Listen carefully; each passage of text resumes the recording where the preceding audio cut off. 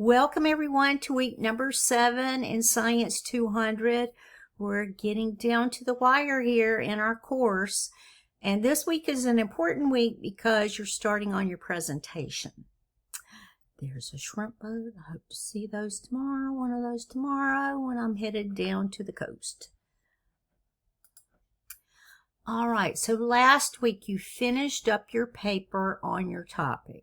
So now you should have all the information that you need to make a presentation because you've done your research, figured out what your resources described to you, you answered lots and lots and lots of questions, you figured out who your audience was and how you were going to make your presentation.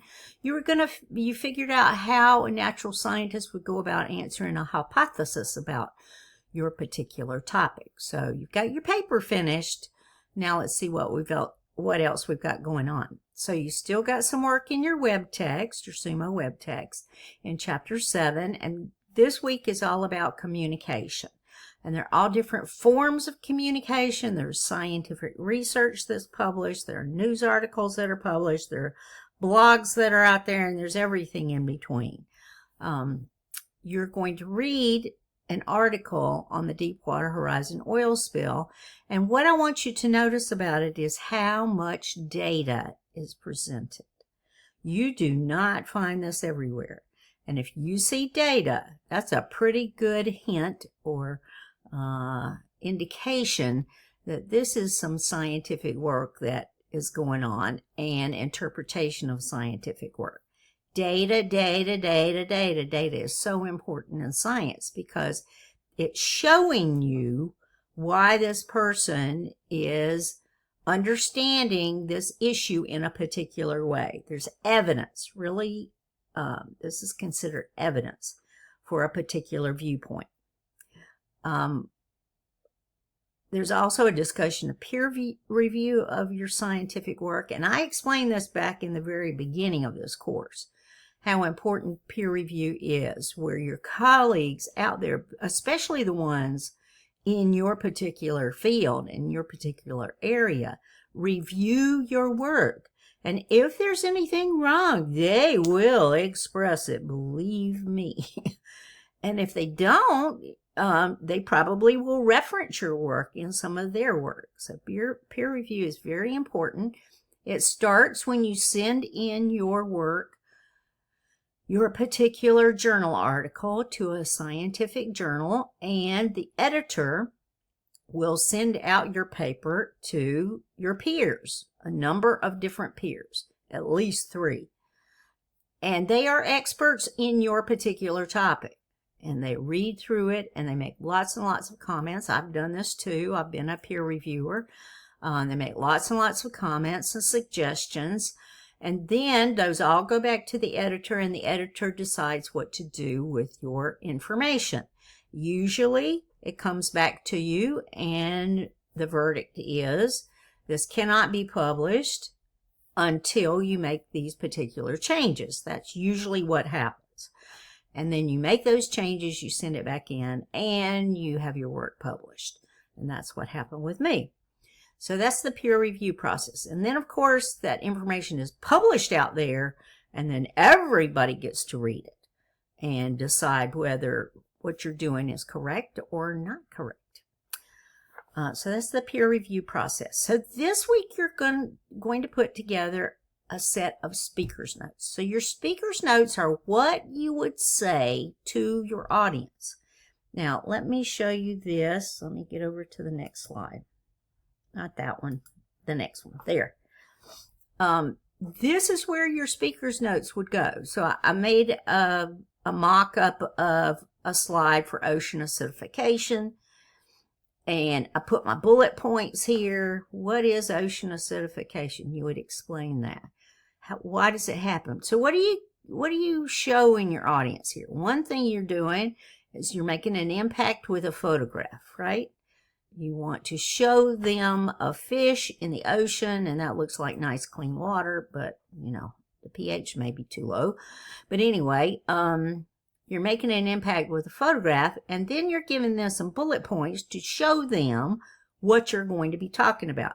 But do you have everything that you're going to say written out? Absolutely not. No, no, no, no, no.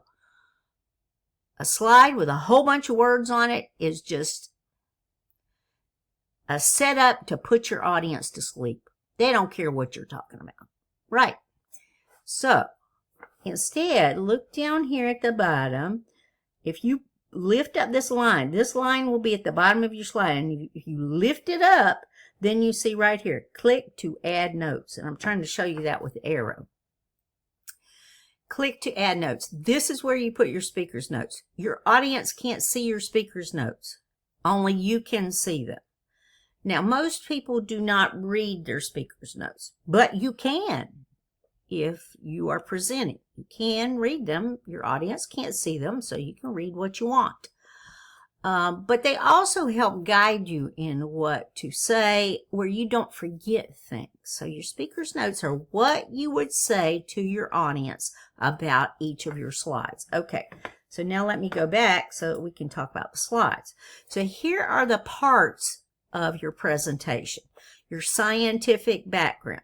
Now, if it were me and I were making speaker's notes, I would already have my slides mapped out, just like I did on the slide that I showed you.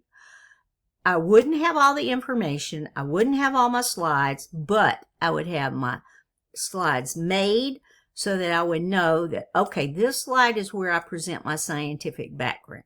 So, what is your topic?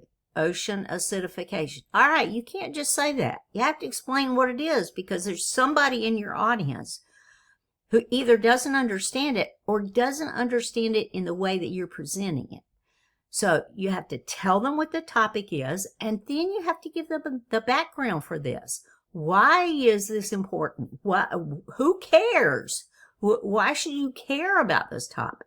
And how does this relate to the sciences? Your audience, you're going to explain to them why they should care about this. How does this particular topic relate to them? How does it affect them? That's important, because if you show them that, then they will take interest and hopefully do something about it. Your empirical evidence is the next slide. So see, that's at least 3 slides. I would have one at the beginning that was an intro slide with a big impact image on it, right? And then go into the scientific background on the next one. Empirical evidence. What did your sources say? So here, present graphs, data, tables.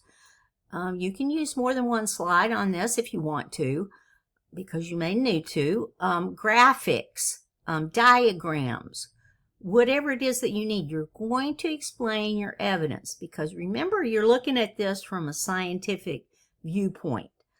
So you need to show evidence to your audience. And then personally, why does this affect you personally? Why did you choose this topic? Why were you interested in this? That shows them how you relate to this topic. And then how does this impact your thinking on this particular issue? How have you changed your mind? How have you grown in your thinking about this? And then message is how you communicate. That is not a slide. And articulation of response, you know, how good your grammar is, how well together you put your slides, and your speaker's notes in this case. So those last 2 items, they are not slides. They're just the presentation itself and what it looks like and how you put things together and how you communicated your information. All right, there's our slide again. That was just an example. And then finally, I want to mention to you that we're getting to the close of our term. The last day for this term is Sunday, March the 2nd.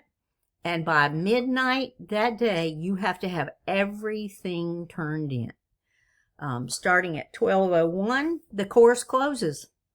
And you can't put anything else in, and neither can I. Don't send it to me, because I can't put it in either. All I can do at that point is grade. So March the 2nd is the deadline for everything. If you're coming to the end of this term and you have completed almost all of the work, but you're finding that you're having an issue of some type, you've been sick, you've had a car accident, something, and you don't feel like you can finish the course, let me know before the end of the course so that we can submit an incomplete request. I have to do that. And when I do that, there is one particular question that sometimes I cannot answer in the affirmative, and that is, has this student successfully completed 70% of the coursework? And if the answer is no, then I cannot check that box, and that request will not be accepted by the registrar. So realize that you have to have most of the coursework done before you can ask for an incomplete. So just saying, in case some things are coming up, we do have an avenue for you to complete the work in the next few weeks after this one. Otherwise, no, everything has to be turned in by March the 2nd at 12 o'clock, well, 11:59 p.m. All right. If you need anything, please let me know. All you have to do is ask. If you're not understanding this speaker's notes thing, please just let me know. I'm here for you. I will answer your questions. With that being said, I hope that you have a wonderful week this week.